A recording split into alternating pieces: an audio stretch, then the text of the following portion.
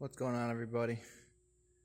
Wanted to have a little pillow talk with you guys about this Lonestar Banshee frame that I purchased, and I figured it'd be cool for everybody else to kind of see what you're buying before you buy it. And also, there's actually not a lot of information, even from the manufacturer, about these frames, other than a few shitty pictures that look like they were taken in 2008. That's pretty much all you get. So yeah, we'll start from the beginning. It's pretty much a brand new, what I mean by pretty much, I bought it in like 2002, 2003-ish, somewhat during COVID, and I've just been buying parts and polishing and getting everything to where I liked it. And when I bought it, it came in this color. It's never been written before, but I've been working on it, and this is the way I got it. Was a cherry red powder coated frame and a bare metal subframe, which I had to send off to chrome on my own because Lonestar refused to chrome it for me, which is fine. You can get chromers, but it would have been nice if they would have just sent it to the chromer originally versus me having to send it and wasting all the time and shipping. But it all shipped together in one big box. Pretty nice shipping, and the subframe's removable, obviously, but you didn't know that the subframe is removable, and that makes it a little bit easier for it to be in a more compact box for shipping. Anyway, so a little bit about it. Like I said, that's a 2002, 2003-ish Lonestar Banshee frame. It's got chromoly, so it's not titanium. So it's just like a steel frame. It's the non-pro peg version, so it just got normal foot mount for Banshee pegs. The swing arm is also a Lonestar swing arm with a +2, which is chrome. And the front A-arms are not Lonestar, but they're roll design. I believe that they're the desert version. It was a long travel.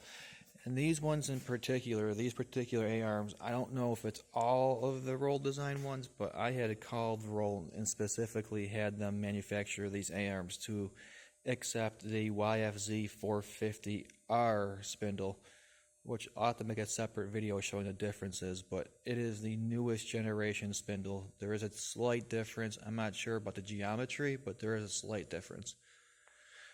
YSE 450R spindles. And the first thing I had a problem with when I got the subframe, it was not powder coated, so I had to send this off for chrome. And silly me, trying to get ahead of everything, I sent the subframe out before test fitting it. Because why would I test fit it? It just came from the manufacturer and there was no finish on it. So after I got it back from chroming, I had realized that the subframe was way too big for the brackets, and I sent Lonestar the photos, and they tried to tell me it was powder coat on the frame and chrome on the plating that caused the subframe not to fit. But we're talking like a little bit shy of 3/8. It was oversized. There's no way. Everything would have, those brackets would have to be paper thin, and that chrome had to be extremely thick in order for that to be the case. I sent them photos. Let's put it this way, it got nowhere. I ended up having to sand down the subframe and shave a significant amount off of that. I tried to make it as straight as possible. I did pretty darn good. I'm just being picky, but it's not perfect. It's not machine quality. It's good enough. But luckily the subframe had to go back out for rechroming anyway, so 2 for 2 on that one. I got it filed down, and the rechroming happened anyway, so now you can't tell. Besides, like I said, maybe the parts where I filed are a smidge not straight. Like, obviously, if you're turning it on a lathe, it's way different than you're sanding it. But I fixed that problem, but that's not the end of the story, I promise you. So I really don't understand this. Lonestar has threaded half of this. and the other half of it is unthreaded. So the unthreaded portion is smaller than the thread size. So you would be able to get the bolt halfway in and then no further. And it's on both of them. And I was really confused, and I emailed them back and forth asking them, hey, how does this work?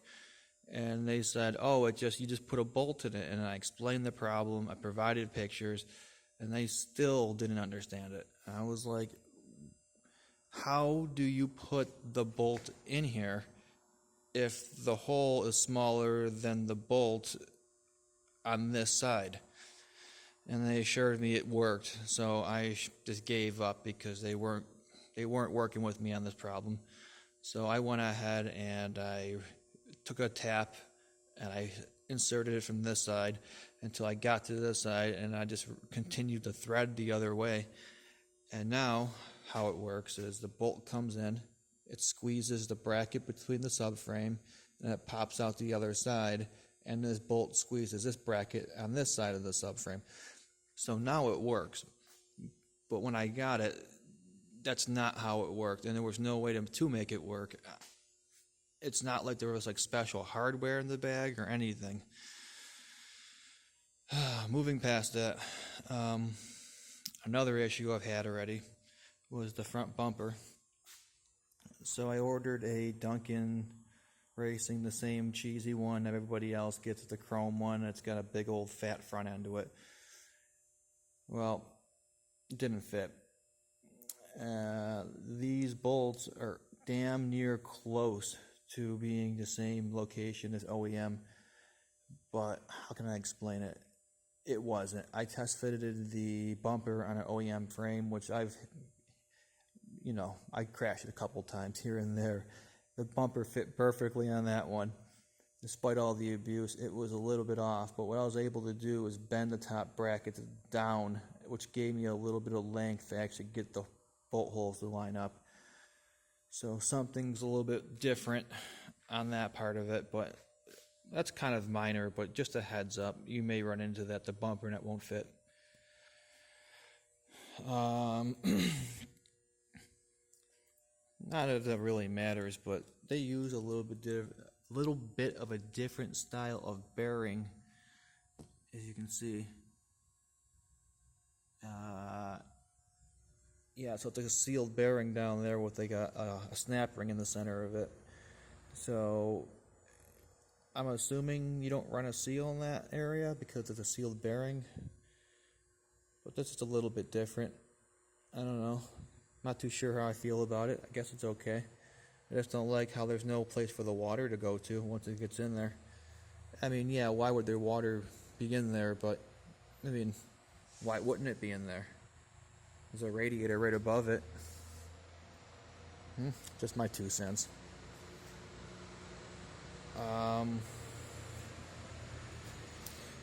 This is an interesting problem.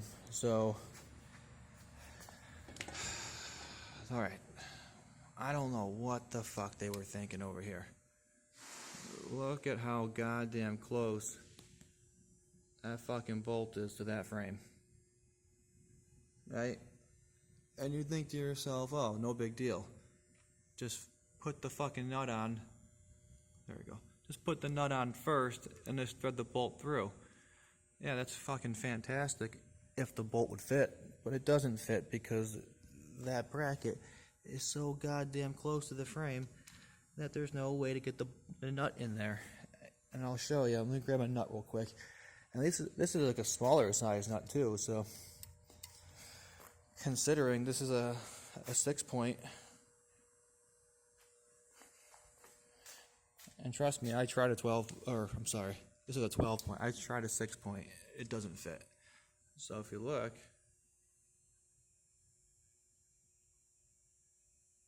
see?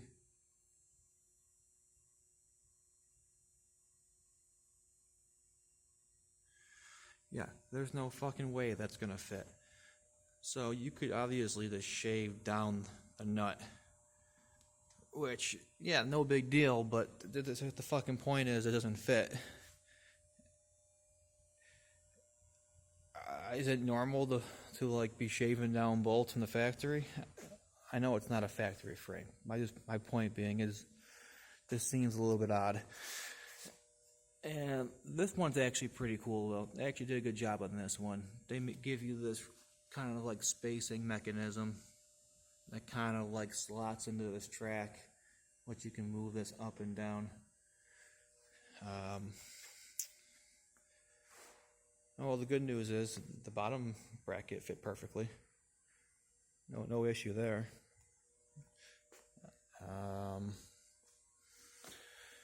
What else have I had trouble with? I don't know. I mean, I kind of got another. I guess this is kind of my problem, but you can't put the bolt's head this way because of the type of bolt I'm using.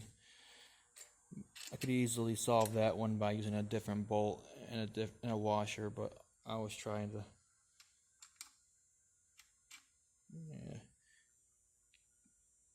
Stuck. So, yeah. Oh, speaking of which, I'm getting excited now. What a fucking pain in the ass finding the right size bolt for this upper shock tower bracket. This is too small of a bolt, but I don't know. They change the size of the brackets, which changes the hardware a little bit, but they don't really tell you that. So you go to buy hardware and put it on there, and all the bolts are coming out too short, and you're just trying to figure out, well, did I order the wrong bolt? And then you realize that Lonestar just beefed up the bracket a whole lot, and they don't really tell you that, and there's no, like, hey, you might need to buy this bolt to do this thing for you. Nope, they don't tell you. You got to figure that out. This one's a little bit annoying, although it's not even that big of a deal, but when I put the rear brake on, I don't remember this being the way. Let me see if I can show you. If you see, like, that brake master cylinder, it's going to be crooked as shit. I don't remember it being crooked. I thought it was pretty straight from the frame over here to the subframe, but I obviously can fix that with like an aluminum spacer or something, but just like the small things, you're looking at it like, I don't remember that being like that. Well, I don't, but maybe somebody else does. Maybe you guys can fill me in. What am I missing here? And another small little thing to kind of maybe note is that the foot pegs, I thought I have been told and I've read and I've seen books saying that the foot pegs are threaded in 1 1/4" thread. Nope, it is 1 1/2" thread. So it took me a little bit of figuring out to find out after buying the wrong bolt a couple times. You gotta buy it's a M10 by 1 1/2" thread for this one. And so far, I don't know, this is another weird one, but I'm pretty sure this is not Lonestar this time, but I was having trouble finding the right bolt for this. And by right bolt, I mean a bolt that, give me 1 second. I was looking for a bolt that went from the bracket, the shoulder went from one side to the other, which was a real pain in the ass to find something like that. And now I found it, but it was sold for a KTM dirt bike, I believe, but it fits perfectly, and but that's an 1 1/4" thread as well. So, 1 1/2" thread, not 1 1/4". Another pain in the ass part of the project, but I've had a lot of these weird, like, hardware troubleshooting situations. Nothing really has been just perfect fit right off the bat. I actually have a whole bunch of extra titanium hardware that I ordered incorrectly or bought thinking that was right that didn't work. So maybe I'll use it on the next project, but I figured this would be kind of a cool way of seeing what the bike looks like and some of the differences, like how they manufactured the seat bracket, and how they ended up making the swing arm, I don't know what to call it, the mounting point. The foot pegs are clearly way different. They chopped out that extra bar right there. One thing I hope that doesn't cause problems is I noticed that these bars are a little bit more parallel, a little bit less angled, I would say. Not too sure, but we'll find out. It looks different, at least. Some things to look out for if you ever try to buy one of these frames. It's coming together pretty nicely. I actually do like it. There's just little pet peeves I've had, and that, obviously you could figure it out if you spend the time, but if you think you're going to buy this frame and just be done with it, you might be a little bit disappointed. I mean, I know I was when I had to start grinding the subframe to get it to actually go on the bike. That was kind of annoying, but hope you guys enjoyed this.